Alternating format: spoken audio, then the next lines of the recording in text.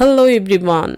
This video we are going to look for the analysis of financial report, which is helpful for those who are taking subscription for the LULU IPO. Okay, from here we are going to discuss about what about their liabilities, asset and profits. Okay, these are all the major details we are going to look in this video, as well as for the profit also. And those who are investing for IPO, not only for LULU, as well as for other IPO, for whatever coming for the recent years, those people you need to look in this video and you can compare it these all detail for the coming IPO list also. This is very helpful to you. Okay, so let's see right now.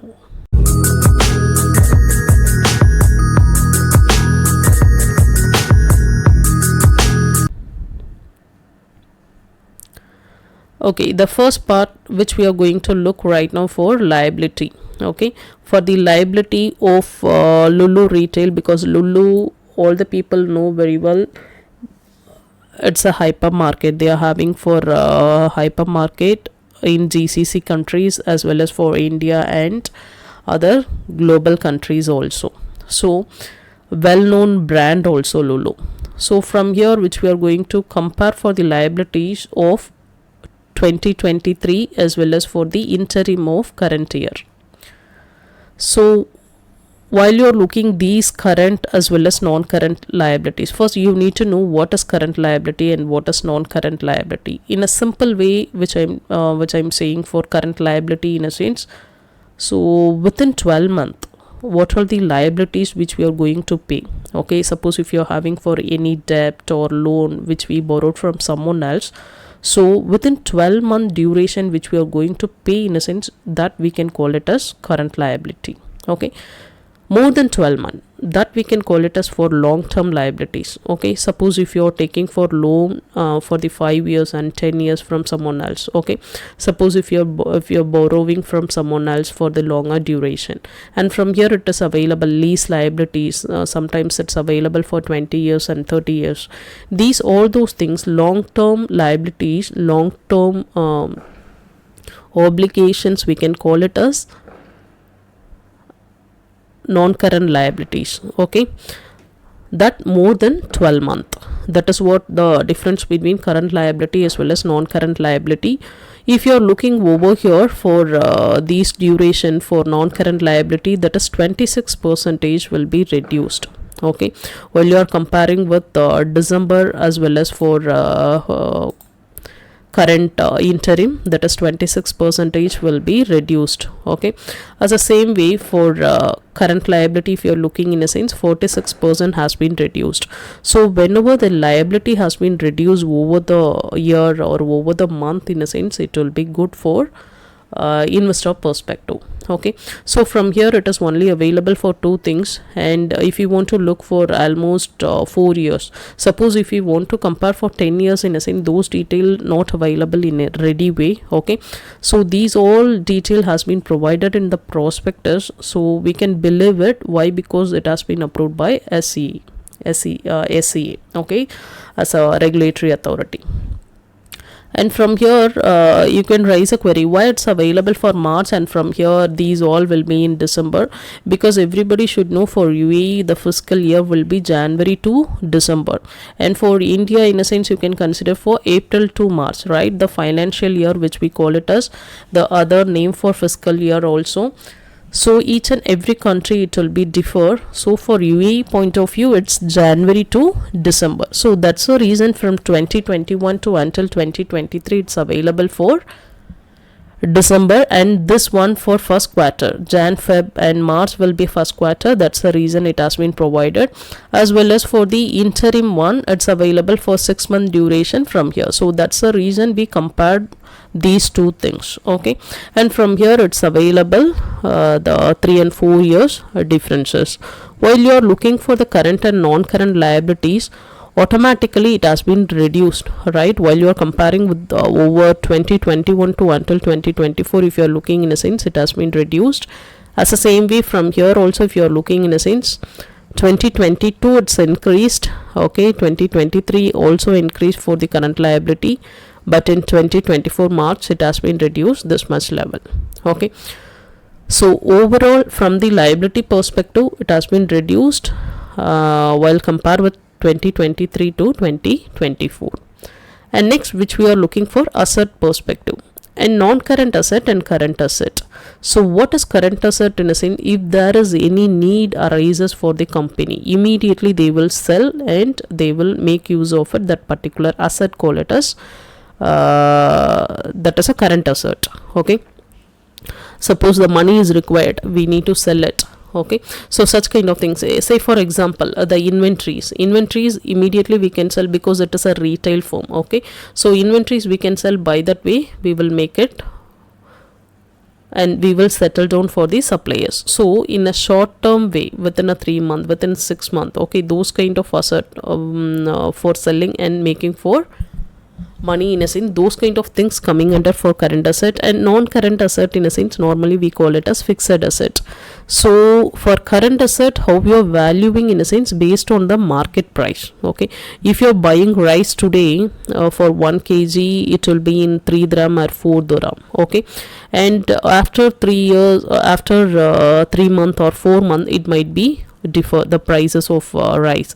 Not only for rice, each and every commodity I am telling. So current assets which will be calculated, which will be measured on market price, and non-current asset how we are pricing, in a sense, that is costless depreciation. Say for example, you can consider for the vehicle which you are owning, right, that will be coming under fixed.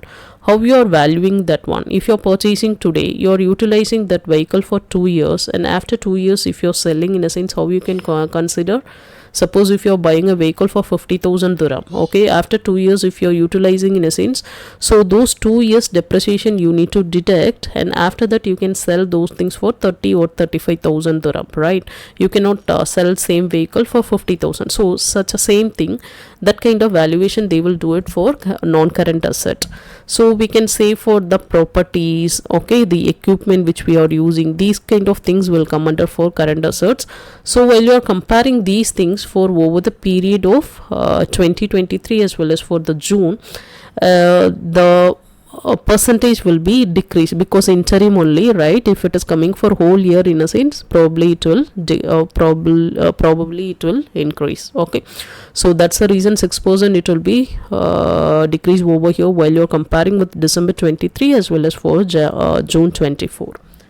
As the same thing for current asset, from here 23 will be this much, and that is 466.46, and from here to 129, these all will be in USD. Okay, so 54%, because for the 6 month, if it isn't covered for 1 year, it will not increase this much, it will be reduced. It means what? The asset value will be increased, not for decrease.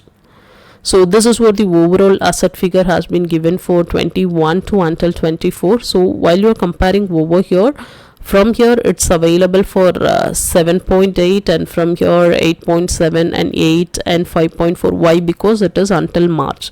If they are calculating for December, in a sense, automatically it might be increased.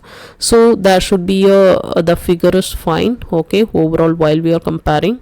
And next we will move it on for the cash flow. The cash flow is very, very important.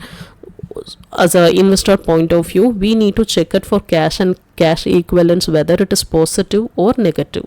What is positive and what is negative? In a sense, the negative says that cash outflow exceed for the cash inflow. Okay, so the which we are giving for the cash to the other person is more, and the cash which is coming to and business will be low. That is what negative cash flow means.